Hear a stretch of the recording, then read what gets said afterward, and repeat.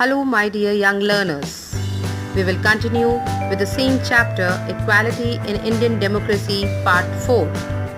In the last video, I had told you regarding the welfare schemes to bring equality. In this video, we will talk about issues of equality in other democracies. So let's start. You can see two pictures are given on the slide. The first picture on the left hand side is of Nelson Mandela.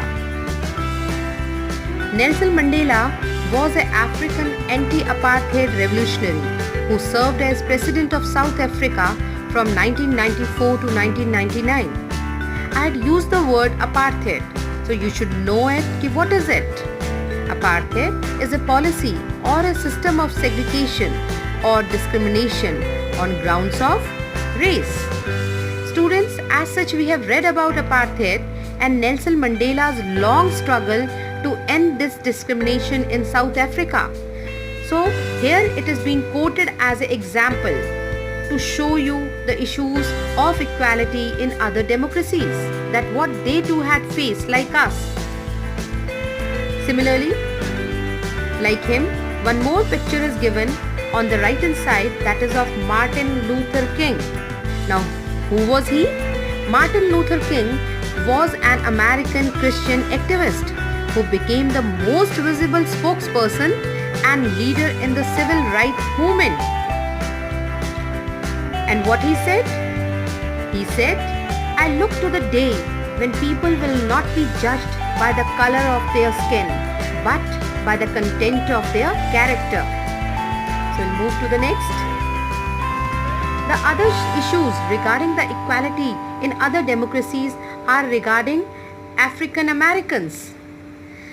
Similarly, present generation African Americans in United States of America whose ancestors came to this continent as slaves continue to face discrimination and inequality.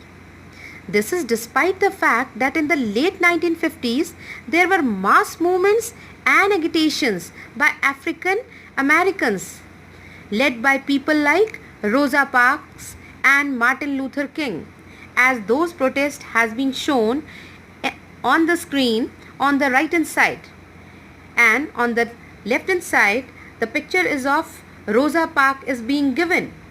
Now I'll tell you what happened at that time or before passing out of Civil Rights Act 1994.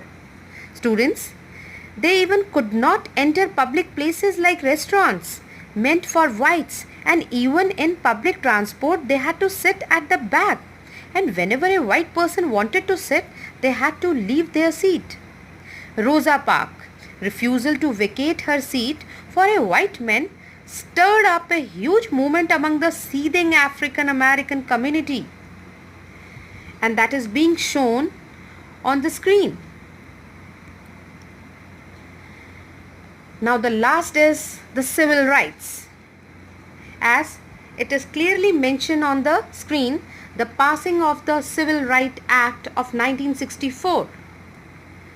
The Civil Rights Act of 1964 gave Congress power to outlaw segregation in most public places, gave minorities equal access to facilities such as restaurants and theaters.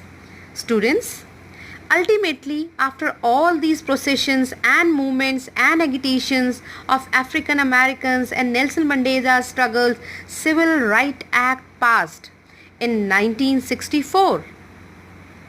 But this was not only sufficient. However, laws are not sufficient to promote equality in society. Even today, after implementation of so many laws, the African American community continues to be the poorest in the country. A majority of these people cannot afford to send their children to private schools and colleges, and in many cases are even deprived of the most basic necessities of life.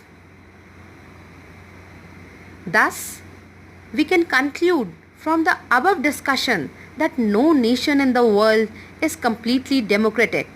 In every country, there are sections of society. fighting for greater recognition and equality. Laws alone are not sufficient to bring about change.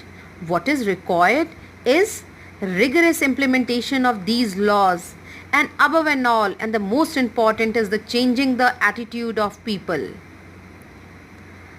I hope the video is clear to you. I tried my level best to take each and every content very particularly. Thank you and have a cheerful day ahead.